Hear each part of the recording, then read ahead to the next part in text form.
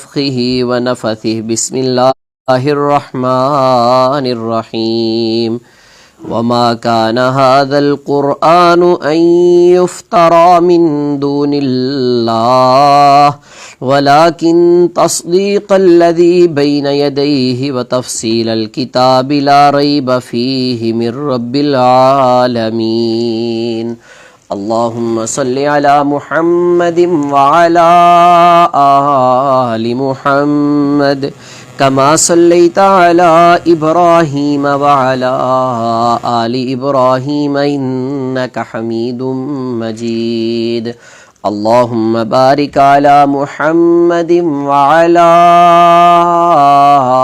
آل محمد كما باركت على إبراهيم وعلى آل إبراهيم إنك حميد مجيد اللہ رب العالمین کی حمد و ثنا کے بعد انگنت لا تعداد درود و سلام ہوں امام الانبیاء سید المرسلین شفیع للمذنبین رحمت للعالمین جناب محمد الرسول اللہ صلی اللہ علیہ وآلہ وسلم کی ذات مقدسہ مطہرہ پر۔ واجب الاحترام بھائیو، قرآن مجید اللہ تعالیٰ کی مقدس کتاب ہے۔ جب سے قرآن مجید نازل ہوا ہے اس دور سے لے کر آج تک یہودی، عیسائی اور مشرکین اور دیگر کافر قرآن مجید کی تکذیب کرتے رہے ہیں، اسے جھٹلاتے رہے ہیں، اس کی بے حرمتی اور گستاخیاں کرتے رہے ہیں، اور ان کا یہ رویہ نبی علیہ الصلوۃ والسلام کے زمانہ مبارک میں بھی ایسا ہی تھا۔ سورۃ الانبیاء 17واں پارہ اللہ فرماتے ہیں بل قالوا اضغاث احلام بل افتراہ، انہوں نے کہا کہ قرآن مجید معاذ اللہ ثم معاذ اللہ پریشان کر دینے والی خوابیں ہیں، اس کے علاوہ کچھ نہیں ہے۔ پھر کہا بل ہوا شاعر، معاذ اللہ یہ شاعرانہ کلام ہے، کسی شاعر کا کلام ہے۔ انہوں نے ہر قسم کا حربہ ہتھ کنڈا استعمال کیا کہ لوگوں کو قرآن کی دعوت سے روکا جائے، قرآن اور صاحب قرآن صلی اللہ علیہ وسلم کی دعوت کو روکا جائے۔ جب ان کا کوئی طریقہ کارگر ثابت نہ ہوا تو اللہ سورۃ الفصلت میں فرماتے ہیں کہ انہوں نے آپس میں یہ بات طے کی کہ بھائی تم لوگوں نے قرآن کو سننا بھی نہیں۔ اللہ فرماتے ہیں انہوں نے کہا وقال الذین کفروا، جو لوگ کافر تھے انہوں نے کہا لا تسمعوا لہذا القرآن، تم اس قرآن کو نہ سنو، والغوا فیہ لعلکم تغلبون، جب اس کی تلاوت کی جا رہی ہو تم اس میں شور کرو تاکہ تم غالب آ جاؤ۔ انہوں نے ہر حربہ، ہر ہتھ کنڈا استعمال کر لیا، ہر کوشش کر لی، لیکن خائب و خاسر یعنی نامراد ہی لوٹے۔ اللہ تعالیٰ نے قرآن کو بلند کیا، قرآن کی دعوت کو باقی رکھا۔ اس دور سے لے کر آج تک اور آئندہ آنے والے دنوں قیامت تک یہ لوگ یہود و نصارہ، مشرکین اور کافر قرآن کے ساتھ یہی رویہ رکھیں گے، اس طرح کی گستاخیاں، بے حرمتیاں یہ لوگ کرتے رہیں گے، کیونکہ یہ لوگ دین اسلام کو پھیلنے سے روکنے کی کوشش کر رہے ہیں۔ ان کا یہ کام ہے، جبکہ قرآن اور دین اسلام اللہ تعالیٰ نے اس کی حفاظت کا ذمہ لیا ہے۔ فرمایا انا نحن نزلنا الذکر وانا لہ لحافظون، بلا شبہ ہم نے ہی اسی ذکر یعنی قرآن کو نازل کیا ہے اور ہم خود اس کی حفاظت کرنے والے ہیں۔ قرآن منزل من اللہ ہے، اللہ کی طرف سے نازل کیا ہوا۔ پہلے جتنی الہامی کتابیں آئیں ان ساری ساری کتابوں کی تعلیمات ان کے انبیاء کے رخصت ہونے کے بعد منسوخ ہو گئی.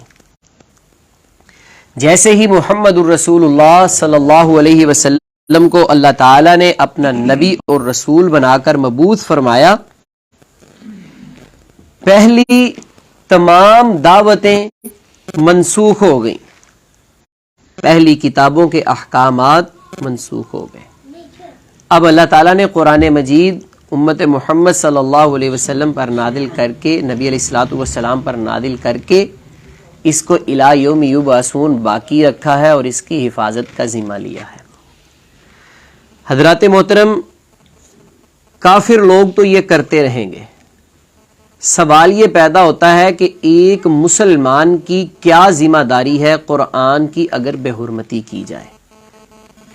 تو چند ایک ذمہ داریاں اپنی اور آپ کی آپ کے سامنے رکھنا چاہتا ہوں قرآن و سنت سے، کیونکہ ہمارا اس بات پر ایمان ہے کہ قرآن اللہ کی طرف سے نازل کیا ہوا. فرمایا وَمَا كَانَ هَذَا الْقُرْآنُ أَن يُفْتَرَى مِن دُونِ اللَّهِ، قرآن کی یہ شان نہیں کہ اللہ کے علاوہ کسی اور سے اسے گھڑ لیا جائے. وَلَٰكِن تَصْدِيقَ الَّذِي بَيْنَ يَدَيْهِ، فرمایا اس کی شان یہ ہے کہ یہ اپنے سے پہلی کتابوں کی تصدیق کرتا ہے. وَتَفْصِيلَ الْكِتاب، یہ مفصل کتاب ہے. لا ریب فیہ، اس میں کوئی شک نہیں. من رب العالمین، کہ یہ رب العالمین کی طرف سے نازل ہوا ہے. اسی قرآن مجید کو اللہ نے قرآن مجید کے اندر اپنا کلام کہا ہے. سورہ توبہ 10واں پارہ فرمایا وَإِنْ أَحَدٌ مِّنَ الْمُشْرِكِينَ اسْتَجَارَكَ فَأَجِرْهُ حَتَّى يَسْمَعَ كَلَامَ اللَّهِ، فرمایا اگر کوئی مشرک آپ سے پناہ طلب کرے فَأَجِرْهُ، تو آپ اسے پناہ دے دیجئے، حتیٰ یسمع کلام اللہ، حتیٰ کہ وہ اللہ کے کلام کو سنے. اس آیت مبارکہ کے اندر اللہ تعالیٰ نے قرآن مجید کو اپنا کلام اللہ واضح الفاظ استعمال کیے. حضرات محترم، قرآن مجید دلوں کی بہار ہے. سنن دارمی کی روایت ہے، حضرت عبداللہ بن عباس رضی اللہ تعالیٰ عنہ حدیث کے راوی ہیں. نبی کریم علیہ الصلوۃ والسلام نے فرمایا کہ جس دل کے اندر اللہ کے قرآن کا کچھ نہ کچھ حصہ نہیں ہے، فرمایا کل بیت الخرب، وہ ویران گھر کی طرح ہے، خالی بے آباد گھر. جس دل کے اندر اللہ کے قرآن کا کچھ نہ کچھ حصہ نہیں، وہ کل بیت الخرب، فرمایا ویران گھر کی طرح ہے. ویران گھر جس میں کوئی نہیں رہتا، بے آباد ہے. تو اگر انسان کے دل میں قرآن ہے تو یہ دلوں کی بہار ہے، اس کا دل شاد اور آباد ہے. اگر اس کے دل میں قرآن نہیں، قرآن سے محبت نہیں، تو فرمایا کل بیت الخرب، بے آباد ویران گھر کی طرح ہے. قرآن مجید کچھ نہ کچھ حصہ ہر انسان کو ضرور یاد ہونا چاہیے. یہ ہر مسلمان کی ذمہ داری ہے. مسلمان ہونے کے ناطے ہماری قرآن مجید کے حوالے سے سب سے پہلی ذمہ داری کہ ہم خود اسے پڑھیں،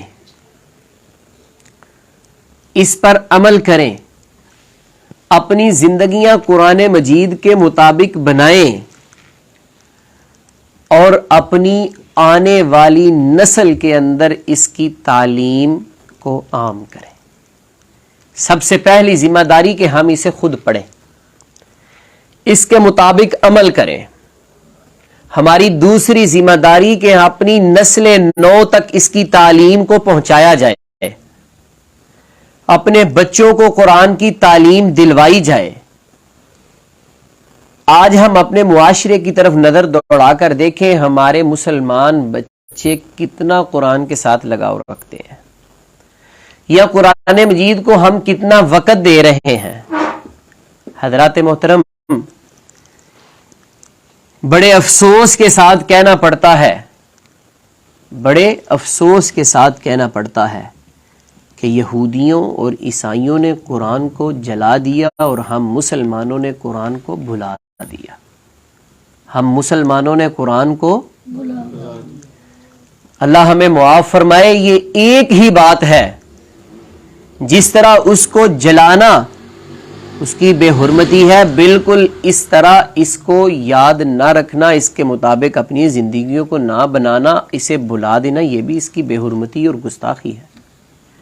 قرآن سے محبت یہ نہیں ہے کہ اسے اچھے سے اچھے کپڑے میں لپیٹ کر گھر کی سب سے اونچی جگہ پر رکھ دیا جائے، جب کسی سے قسم لینے کی ضرورت پڑے تو قرآن کو لے آئیں، اسے کھولا، اسے چوما، آنکھوں سے سینے سے لگایا، پھر رکھ دیا۔ حضرات محترم، اللہ نے قرآن اس لیے نازل نہیں کیا، یہ قرآن دلوں کی بہار ہے۔ پیارے پیغمبر جناب محمد الرسول اللہ صلی اللہ علیہ وسلم نے فرمایا، قرآن تمہیں گمراہی سے بچاتا ہے۔ حضرت زید ابن ارقم رضی اللہ تعالیٰ عنہ حدیث کے راوی ہیں، صحیح البخاری کی بہت لمبی روایت ہے، کہتے ہیں کہ حجۃ الوداع سے واپسی جب ہم مدینہ الرسول صلی اللہ علیہ وسلم آ رہے تھے تو نبی علیہ السلام نے ایک جگہ پر کھڑے ہو کر ہمیں خطبہ ارشاد فرمایا۔ قام فینا یوما خطیبا، اللہ کے رسول صلی اللہ علیہ وسلم کھڑے ہوئے، ہمیں خطبہ ارشاد فرمایا۔ اللہ کی حمد و ثنا بیان کرنے کے بعد آپ علیہ السلام نے فرمایا، میرے صحابہ، میں تم میں دو بھاری چیزیں، انا فیکم تارک الثقلین، میں تمہیں دو بھاری چیزیں دے کر جا رہا ہوں، تم میں دو بھاری چیزیں چھوڑ کر جا رہا ہوں۔ احدہما، ان میں سے پہلی کتاب اللہ، اللہ کی کتاب قرآن مجید ہے۔ حضرت زید کہتے ہیں نبی صلی اللہ علیہ وسلم نے ہمیں قرآن کی فضیلت بیان کی، اس کے فضائل بیان کرنے کے بعد ہمیں کہا، اے میرے صحابہ، قرآن گمراہیوں سے بچاتا ہے۔ فرمایا وثانیہما، ان میں سے دوسری چیز، اہل بیتی، میرے اہل بیت۔ پھر فرمایا اذکرکم اللہ فی اہل بیتی، 3 مرتبہ آپ علیہ السلام نے فرمایا، میرے صحابہ، میں تمہیں اپنے اہل بیت کے بارے میں اللہ سے ڈراتا ہوں کہ میرے اہل بیت کے حقوق کا خیال رکھنا۔ حجۃ الوداع کا موقع ہے، نبی علیہ الصلوۃ والسلام نے عرفات کے میدان میں خطبہ حج ارشاد فرمایا، اس میں بھی آپ علیہ السلام یہ فرما رہے ہیں کہ میں تم میں 2 چیزیں چھوڑ کر جا رہا ہوں، ایک اللہ کی کتاب اور دوسرا میں محمد الرسول اللہ صلی اللہ علیہ وسلم کی سنت۔ تو حضرات محترم، ہماری یہ ذمہ داری ہے کہ ہم اس قرآن کے ساتھ محبت کریں۔ محبت یہ نہیں کہ بس اسے چوما، آنکھوں سے سینے سے لگایا اور پھر رکھ دیا۔ محبت یہ ہے کہ اس کو کھولیں، اس کو پڑھیں، اس کے مطابق اپنی زندگیوں کو بنائیں، اپنی اولادوں پر اسے نافذ کریں، اپنے آپ پر، اپنے وجود پر اس قرآن کو نافذ کریں۔ جس طرح یہ حکم احکام دیتا ہے ان باتوں پر عمل کیا جائے، اور قرآن مجید جن باتوں سے روکتا ہے ان سے رک جانا چاہیے، ان سے بعد آیا جائے۔ یہ قرآن کا امت پر سب سے پہلا حق ہے۔ اس کے بعد قرآن مجید، اس کی تعلیم، اس کی نشر و اشاعت کے لیے کام کیا جائے۔ یہ ایک مسلمان کے لیے لازم ہے۔